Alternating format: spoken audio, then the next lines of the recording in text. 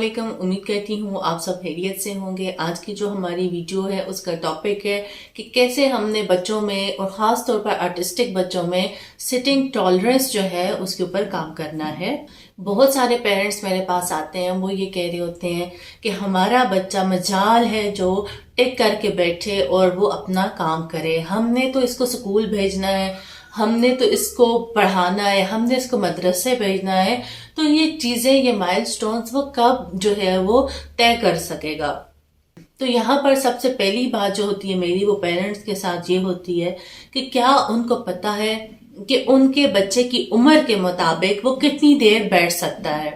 ٹھیک ہے، یہ ایسا نہیں ہے کہ آپ نے طے کر لیا کہ آپ کے بچے نے اتنی دیر بیٹھنا ہے اور وہ بیٹھے گا یا اسے بیٹھنا چاہیے۔ یہ ایج اپروپریٹ ریئیکشنز ہوتے ہیں، مائل سٹونز ہوتے ہیں جو بچہ نیچرلی جو ہے وہ طے کرتا ہے۔ اگر آپ کے بچے کی عمر 2 سے 5 سال کے درمیان ہے اور آپ اس سے یہ ایکسپیکٹ کر رہے ہیں کہ وہ 20 سے 25 منٹ ٹک کر کے بیٹھے، تو ایسا نہیں ہوتا ہے۔ اگر تو ایسا ہوتا ہے، اس کا مطلب یہ ہے کہ آپ نے اپنے بچے کے ارد گرد کا انوائرمنٹ جو ہے وہ بہت کنٹرولڈ رکھا ہوا ہے، آپ بہت زیادہ ججمنٹل ہے، جو کہ آپ کے بچے کو لانگ ٹرم میں بہت نقصان دے سکتا ہے۔ اگر آپ کے بچے کی عمر 2 سے 5 سال کے درمیان ہے تو آپ کو سمجھنے کی ضرورت ہے کہ آپ کے بچے کی میکسیمم بیٹھنے کی جو کیپیسٹی ہے وہ 9 منٹ ہے۔ اسی طرح اگر آپ کا بچہ 5 سے 12 سال کی عمر کے دوران ہے تو آپ کے بچے کی میکسیمم بیٹھنے کی جو صلاحیت ہے وہ 20 سے 22 منٹ کے ارد گرد ہوگی۔ تو پیرنٹس کو چاہیے کہ وہ اپنی ایکسپیکٹیشنز بچے کی ایج کے حساب سے رکھیں، نہ کہ اپنی پسند ناپسند کے مطابق رکھیں۔ پھر اسی طرح جب پیرنٹس میرے پاس آتے ہیں، وہ یہ کہہ رہے ہوتے ہیں کہ ہمارا بچہ ٹک کر کے نہیں بیٹھتا، تو موسٹلی میرا جو میجر فوکس جو ہوتے ہیں اس لمحے وہ پیرنٹس ہوتے ہیں۔ بچے کی اس زیادہ مجھے پیرنٹس کے اوپر کام کرنا پڑتا ہے، ان کو سمجھانا پڑتا ہے کہ آپ نے بچے کو مائکرو مینج نہیں کرنا۔ مائکرو مینجمنٹ بچے کی یہ ہے کہ آپ نے ایک ایک منٹ کے اوپر اس کو جج نہیں کرنا۔ ابھی اس نے 2 سیڑھیاں چڑھی، میں اس کو پارک لے کر گئی، اسے 2 سیڑھیاں چڑھی، اس نے 10 بار جھولے کے اوپر اٹھا بیٹھا، وہ یہاں کھڑا ہوا، وہ وہاں کھڑا ہوا، 4 بار اوپر چڑھا، 5 بار نیچے اترا، تو آپ نے اس حد تک ججمنٹل نہیں ہونا ہے۔ بچے کی سیلف فریڈم، سیلف ایکسپریشنز جو ہیں، آپ نے اس کو اتنا کنٹرول نہیں کرنا ہے کہ بچے اور آپ کے درمیان کوئی ریلیشن نہ بچے۔ آپ نے اپنے بچے کی سیلف ایکسپریشنز کو، جو سیلف فریڈم ہے، اس کو انشور کرنا ہے۔ اور وہ کیسے انشور کرنا ہے آپ نے، کہ اس سے کوئی فرق نہیں پڑتا کہ اگر آپ کا بچہ کچھ لمحوں کے لیے کسی کھڑکی میں کھڑا ہو کر باہر دیکھنے لگ جائے، گاڑی میں شیشہ نیچے کر کے باہر دیکھنے لگ جائے، آپ اس سے بات کر رہی ہوں اور وہ ارد گرد دیکھنے لگ جائے، اس سے کوئی فرق نہیں پڑتا کہ آپ کا بچہ چند لمحوں کے لیے ریت میں ہاتھ مارنے لگے، مٹی میں ہاتھ مارے۔ ان تمام چیزوں کے اوپر پیرنٹس کو کام کرنے کی ضرورت ہے کہ وہ بچہ ہے اور اس کی سیلف ایکسپریشن جو ہے، اور چونکہ وہ سینسری نیڈز کے ساتھ کا بچہ ہے تو ہم نے اس کی سیلف فریڈم کے اوپر زیادہ دھیان دینا ہے۔ اس کو یہ سمجھنے کی ضرورت ہے کہ ایسا نہیں ہو سکتا کہ آپ چاہ رہی ہیں تو بچہ کھیلے گا، وہ بیٹھے کیونکہ پیرنٹس چاہ رہے ہیں کہ وہ بیٹھے، وہ کھڑا ہو کیونکہ پیرنٹس چاہ رہے ہیں کہ وہ کھڑا ہو، وہ کھیلے کیونکہ پیرنٹس چاہ رہے ہیں کہ وہ کھیلے، وہ کیا کھیلے یہ بھی پیرنٹس چاہ رہے ہوتے ہیں۔ ان تمام باتوں کی بجائے ہم نے اس پہ دھیان دینا ہے کہ بچہ کیا چاہ رہا ہے، بچے کی سینسری نیڈز کیا ہیں، کون سا کھیل ایسا ہے جو وہ خوشی خوشی کھیل سکتا ہے۔ یہ تمام فیکٹرز ایسے ہیں جس کے اوپر پیرنٹس کو بہت زیادہ صبر و تحمل کی اور آگاہی کی ضرورت ہے۔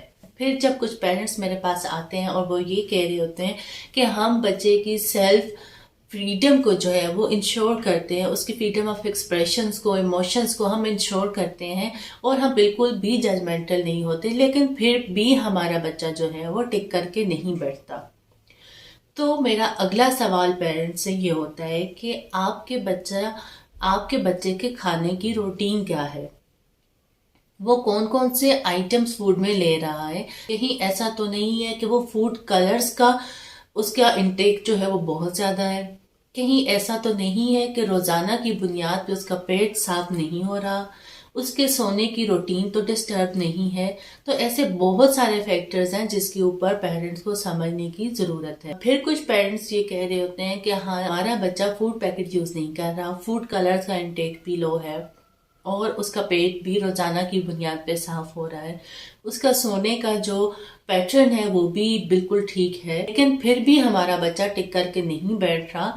تو پھر میں اس لمحے پیرنٹس کو یہ کہتی ہوں کہ آپ کو اب آکوپیشنل تھراپسٹ کی ضرورت ہے. آکوپیشنل تھراپسٹ کا یہ کام ہوگا کہ وہ بچے کے پریمیٹیو ریفلیکسز کے اوپر کام کریں گے. اگر وہ ان انٹیگریٹ ہیں تو ان کو انٹیگریٹ کرنے میں آپ کی ہیلپ کریں گے. یہ بھی ہو سکتا ہے کہ آپ کے بچے کے STNR اور ATNR اگر پریزنٹ ہے تو اس کی وجہ سے بھی بچہ جو ہے وہ ہائپر ایکٹیو ہوگا.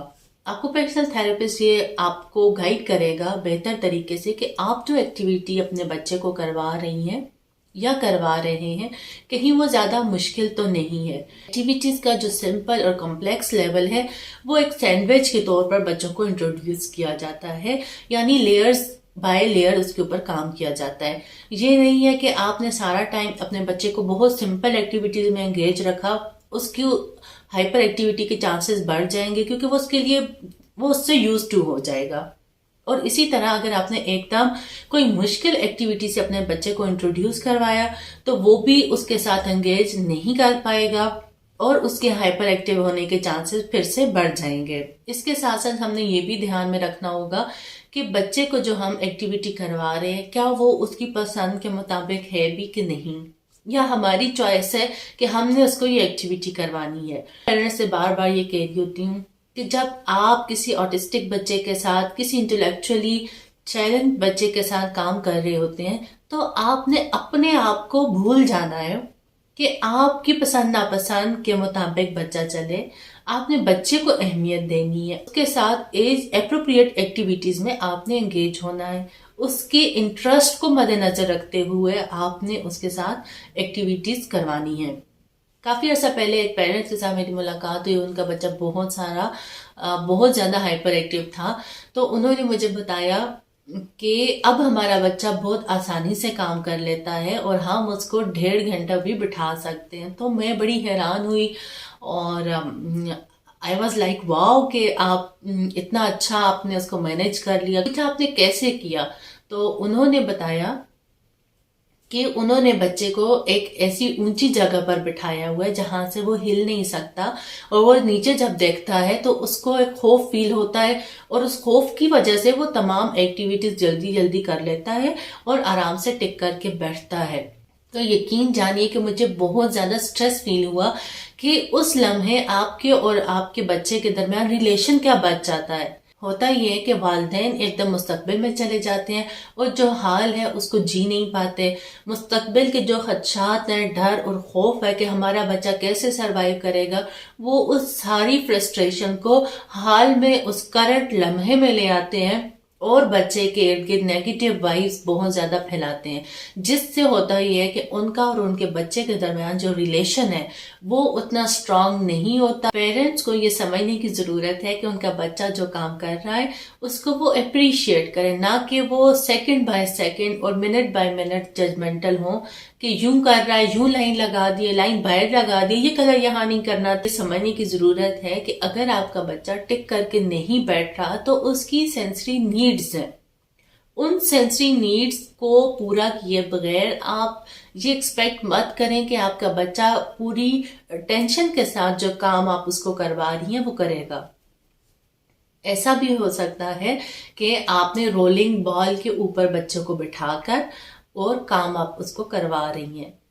ایسا بھی ہو سکتا ہے کہ آپ کا بچہ کسی چیئر پر بیٹھا ہو اور اس کے پاؤں کے نیچے فائبر کشن رکھ لیا ہو یا اس کی سینسری نیڈ کے مطابق کشن رکھ لیا ہو جس کے اوپر وہ اپنے پاؤں کو رگڑ کر کمفرٹ محسوس کرے اور ساتھ ساتھ وہ سیکھ رہا ہو. اب یہ پیرنٹس نے سوچنا ہے کہ انہوں نے کس طرح سے اپنے بچے کو انگیج کرنا ہے. مجھے امید ہے کہ آپ نے ان معلومات سے کچھ نہ کچھ سیکھا ہوگا. مجھے امید ہے کہ آپ یہ معلومات اپنے ارد گرد ان لوگوں تک پہنچائیں گے جن کے بچے آرٹسٹک ہیں یا سینسری نیڈز کے ساتھ ہیں. انشاءاللہ ملیں گے نیکسٹ ویڈیو میں. تب تک کے لیے اللہ حافظ.